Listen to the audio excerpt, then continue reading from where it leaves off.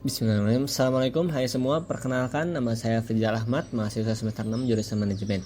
Di video ini kita akan bahas salah satu strategi penting dalam manajemen risiko, yaitu pemindahan risiko. Kita juga akan lihat bagaimana strategi ini bisa diterapkan dalam dunia nyata melalui studi kasus perusahaan travel day trans. Yang pertama, apa itu pemindahan risiko? Nah, secara sederhana, pemindahan risiko ini atau risk financing adalah proses mengalihkan beban finansial dari risiko yang mungkin terjadi ke pihak lain, biasanya melalui asuransi. Artinya, kalau sebuah perusahaan mengalami kejadian yang merugikan seperti kecelakaan, kematian, atau kerusakan aset, kerugiannya tidak sepenuhnya ditanggung sendiri, melainkan dialihkan ke perusahaan asuransi. Nah, strategi ini bisa membantu perusahaan menjaga kestabilan keuangan dan menghindari potensi kerugian besar yang bisa mengganggu operasional. Gitu. Lalu yang kedua, mengenal risiko di day trans. Nah, day trans adalah perusahaan transportasi travel yang melayani rute antar kota dengan banyak armada kendaraan dan pengemudi.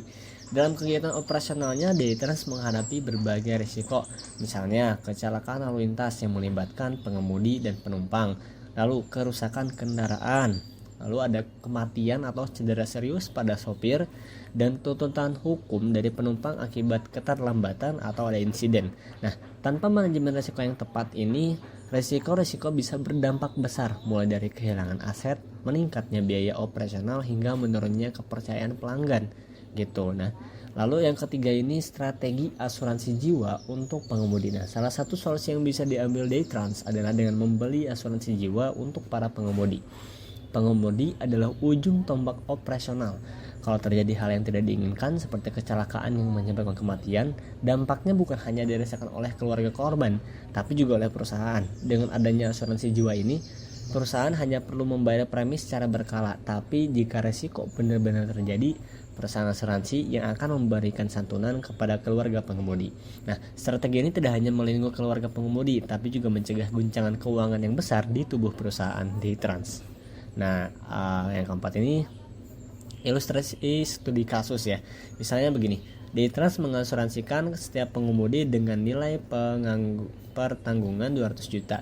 Nah, setiap bulan perusahaan hanya membayar premi sebesar 100.000 per orang. Suatu hari terjadi kecelakaan fatal dan salah satu pengemudi meninggal dunia. Tanpa asuransi, perusahaan bisa dituntut oleh keluarga korban dan harus mengeluarkan dana besar secara mendadak.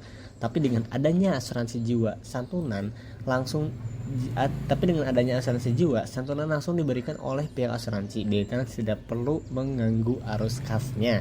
Nah, dari sini kita lihat bahwa pemindahan risiko melalui asuransi bukan hanya soal keamanan finansial ya, tapi juga bentuk kepedulian perusahaan kepada karyawan. Strategi ini sangat relevan dan seharusnya menjadi standar dalam industri transportasi.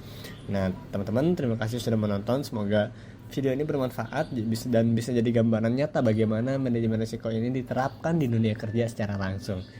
Mohon maaf apabila ada salah kata. Wabillahi taufiq wal hidayah. Assalamualaikum warahmatullahi wabarakatuh.